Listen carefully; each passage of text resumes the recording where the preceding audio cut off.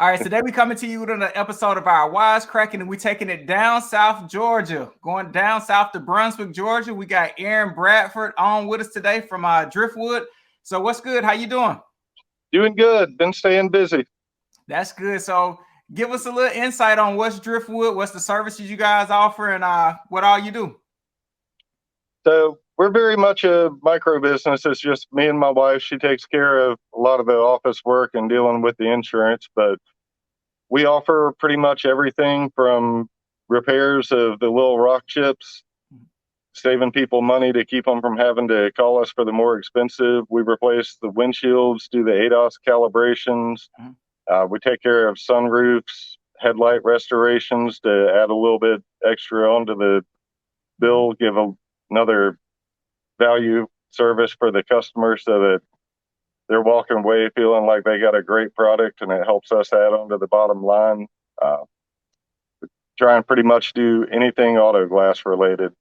You just said it all right there, man. You're doing a little bit of everything. It sounds like you're generating revenue and not taking away from other things. Not taking away. So like doing a repair, doing headlights, adding on. So that's great information. So if you could, with that information, we do these things to kind of help people just getting started. So if someone was just getting started in the industry, whether they wanted to do windshield repair and headlight restoration, what kind of advice would you give them?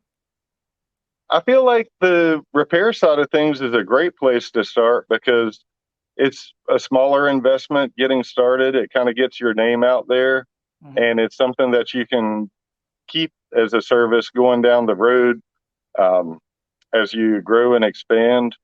I mean, it gets you set up in the networks with the insurance companies already if you choose to go that way, so that you can already be in the databases by the time you get ready for the replacements. And we like to have people where they come by the shop now that we have a shop, and while we're doing the replacements, we can help other customers just go get everything set up. And while the tool's doing its work and waiting through the cycles, we can be working on the replacements. So kind of multitask and kill two birds with one stone, and it makes the shop more productive that way. Yeah, now that makes sense. So you say you could do multiple repairs. So how many windshield repair bridges are you working with? I've got 3 different bridges. So on a busy day, I can be working on a replacement and then have 3 people either in the shop or in the parking lot with the repair bridges going, and it adds 3 repairs on in a half hour to what you're making already while you're doing your replacements. So right now that makes sense. A lot of stuff, like you say, it's always adding on, being more productive. So going back to a point you made earlier, you said you got a shop now. So before being in the shop, I'm assuming you were mobile or was at a different location. What's some pros and cons to being mobile and having a shop? Well, the customer base really likes the mobile service. We still offer mobile service. We were mobile for probably about 4 years before we just moved into a shop a few months ago. Downside of the shop is obviously there's added expense there, but it gives us a chance to offer the full ADAS calibrations. We have a controlled environment. We can set everything up.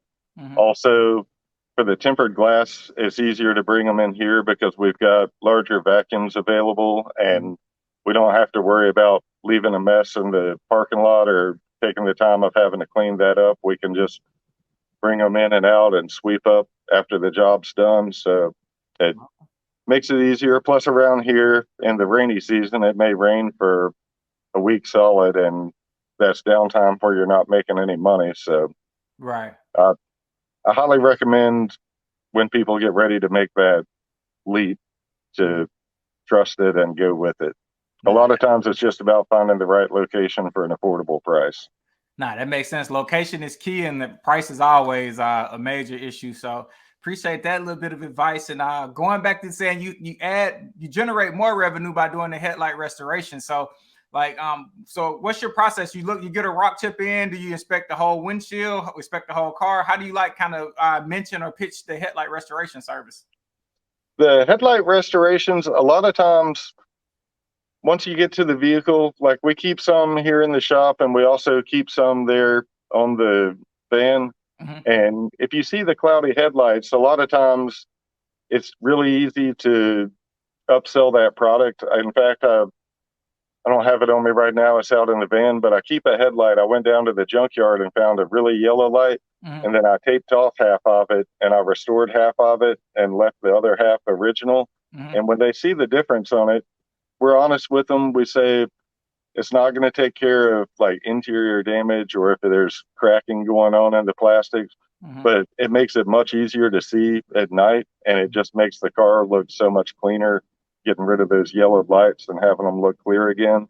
And I'd say each market you have to come up with your pricing based off of what everybody's offering and the quality of your work and everything. But it's not a bad way. It doesn't take that long to polish up some headlights and put a coating on. So it's a good way to add a little bit of extra money to the bottom line.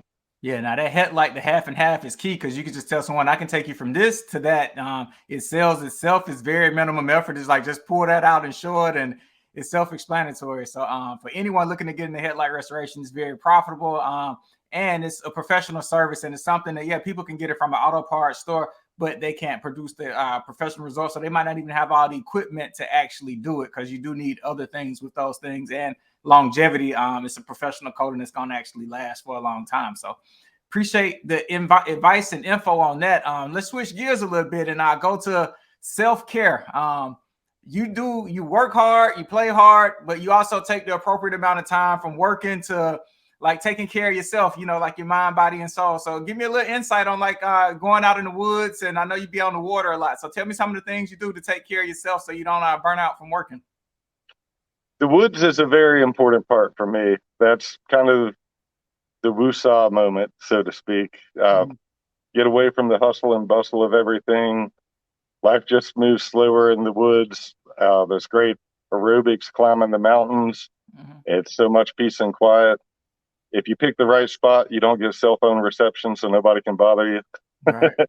And of course, we live on the coast, so kayaking is really huge here. Fishing is really big. I just got a surfboard from one of my friends that he's actually got a little small business shaping surfboards. And I'm not going to claim to be any master yet, but I'm certainly trying to pick that up and learn it and hopefully be able to do more than fall on my face by the next time hurricane season comes around. There you go. Yeah, well, appreciate that, man. It's all about taking care of yourself. You don't want to overwork yourself and don't want to get burnt out. So taking the appropriate amount of time to do something that's not auto glass related, that's something not work related is very key and instrumental. So salute to you for doing that. And I'd be mindful of your time, but I just wanted to say one thing that I noticed about you. They tell people give people their flowers while they're living. I just wanted to say shout out to you for giving back to the community. I know back in December of last year, you did a coat drive. You wanted to help your community, and I think that's really key for others to do things. You didn't seek any publicity. I heard about it in a roundabout way, but just giving back in that mentality of giving better. I really appreciate you giving back to the community and helping. And I just wanted to say shout out to you for that. So, yeah. We definitely try and help out where we can. I mean, the community is what supports us and helps make our money. And we've got a list of different nonprofits that we send a little bit of money to each month. And we just found out at one of their fundraisers last time, even though we're still a relatively new business, we've only been at it about 4.5 years now. We're the first actually supporting member that has pledged monthly, and it doesn't take much. Right. A lot of these people, they don't need $10,000 every year. They just anything to help keep things going and be able to do their work in the community. So yeah, I highly recommend. Yeah, it makes you feel good if you can just offer a little bit of help to people when you can. It goes a long ways. Yeah, I feel you. It's not about money all the time. It's about giving your time, talent, and money sometimes, but it's always a way to give back. So shout out to you for giving back, and shout out to any and everyone else giving back.